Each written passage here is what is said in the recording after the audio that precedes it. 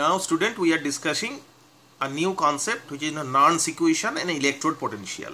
Naturally বুঝতেই পারছো electrode potential একটা সেল কনসিডার করে একটা ড্যানিয়েল সেল নিয়েছি যেখানে কপার ক্যাথোড জিঙ্ক অ্যানোড নিয়ে ট্রিট করেছি দিয়ে একটা হাফ সেল রিয়াকশন ডেফিনেটলি হবে। দেখতে পাচ্ছ সেলটা এখানে half cell reaction, zinc solid থেকে জিঙ্ক অক্সিডাইজ হচ্ছে মানে অক্সিডেশন হাফ সেল রিয়াকশন, কপারের রিডাকশন হাফ সেল রিয়াকশন +2 থেকে 0-তে গেছে সলিড স্টেটে।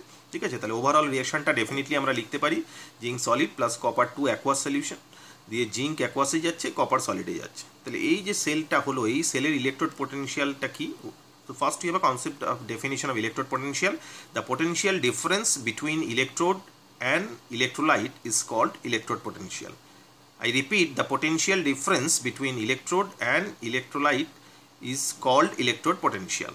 সেক্ষেত্রে আমাদের ইলেকট্রোড পোটেনশিয়ালের ক্লাসিফিকেশনে দুটো টাইপ আসে, একটাকে বলা হয় oxidation potential, concept is tendency to lose electron, আর একটাকে বলা হয় reduction potential, the tendency to accept or gain electrons. ঠিক আছে, তো সেক্ষেত্রে the potential difference between two electrode is called cell potential or EMF of the cell. ঠিক আছে, এই দুটো মানে ক্যাথোডের ইলেকট্রোড পোটেনশিয়াল মাইনাস অ্যানোডের ইলেকট্রোড পোটেনশিয়ালকে বলা হয় সেলের ইলেকট্রোড পোটেনশিয়াল। জিরোটা দেওয়া হয়েছে স্ট্যান্ডার্ড রিপ্রেজেন্টেশনের জন্য, ক্যাথোডকে বলা হয় আর দিয়ে রিপ্রেজেন্ট করা হয়, মানে রাইট সাইডে থাকে বলে ই আর মাইনাস মানে E0 আর মাইনাস E0 এল আমরা লিখতে পারি। এইভাবে আমরা একটা সেলের স্ট্যান্ডার্ড সেল পোটেনশিয়াল বার করতে পারি। সো অ্যাকর্ডিং টু থার্মোডায়নামিক্স আমরা জানি যে E0 সেল যদি পজিটিভ হয় রিয়াকশন ডেফিনেটলি ফিজিবল হবে, আর E0 সেল যদি নেগেটিভ হয় রিয়াকশন নট ফিজিবল হবে। কেন? কারণ রিলেশন আমরা জানতাম যে delta G0 equals to minus NF E0।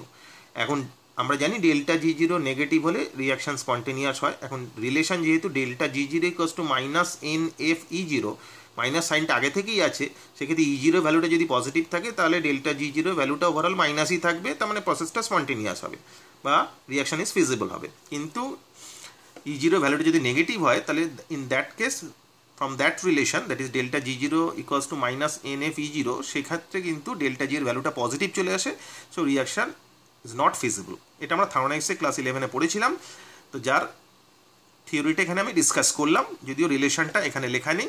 রিলেশনটা তুমি বলতে পারো ডেল্টা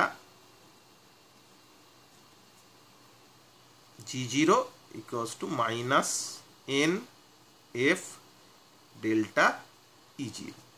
এই রিলেশন থেকে এই ম্যাটারটা আমি ডিসকাস করলাম। ঠিক আছে, এখন এই সেলটাকে কিভাবে রিপ্রেজেন্ট করা হয়, এই সেলটা রিপ্রেজেন্টেশনের জন্য যে প্রসেসটা মেনটেন করা হয়, যেটা রিডাকশন মানে ক্যাথোড যেটা সেটা রাইট সাইডে লিখতে হবে, যেটা আমি আগে দেখালাম যে ই রাইট মাইনাস ই লেফট।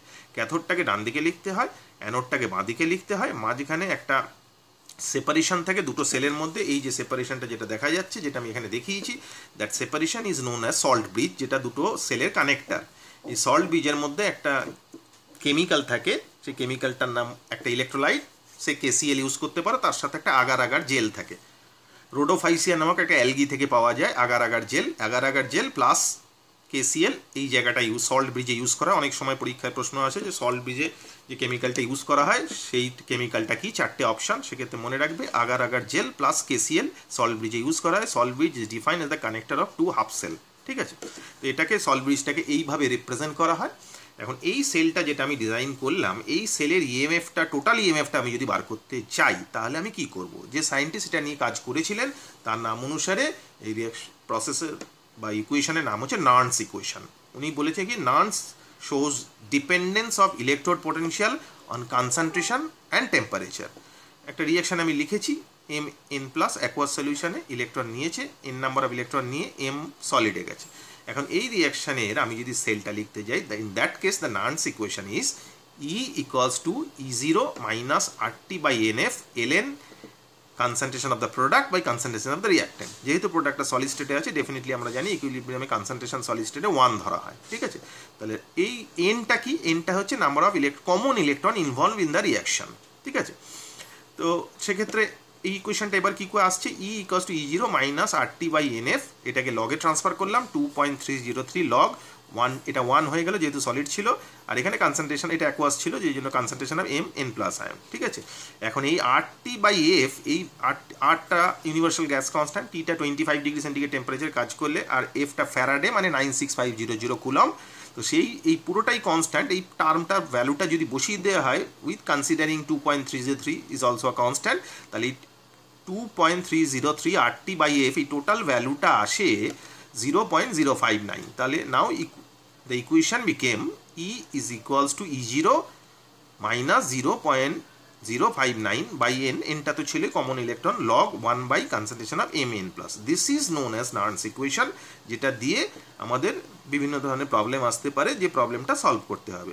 একটা এক্সাম্পল আমি দেখিয়েছি, এখানে আর এর ভ্যালুটা কি ধরা হয়েছে, মানে এই ভ্যালুটা কি করে এলো 0.059, আর ধরা হয়েছে 8.314 জুল কেলভিন মোল ইনভার্স, টিটা বললাম 25 ডিগ্রি সেন্টিগ্রেড 25 ডিগ্রি সেন্টিগ্রেড মানে 298 কেলভিন, আর এফটা তো 96500 কুলাম। এই ভ্যালুগুলো বসিয়ে উইথ কনসিডারিং 2.303 ভ্যালুটা এসছে 0.059, সেটা বসিয়ে দিস ইজ নার্নস ইকুয়েশন। এখন যদি একটা ইকুয়েশন আমি এইভাবে ধরি যে এ প্লাস বি না reversible with C plus D, তাহলে এই ইকুয়েশনের আমি নার্নস ইকুয়েশনটা কীভাবে লিখতে পারি, ডেফিনেটলি লিখতে পারি E cell equals to E0 sell.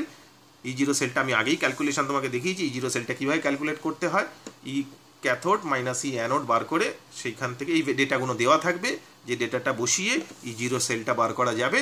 তাহলে E cell equals to E0 cell minus 0.059 by n log concentration of the product.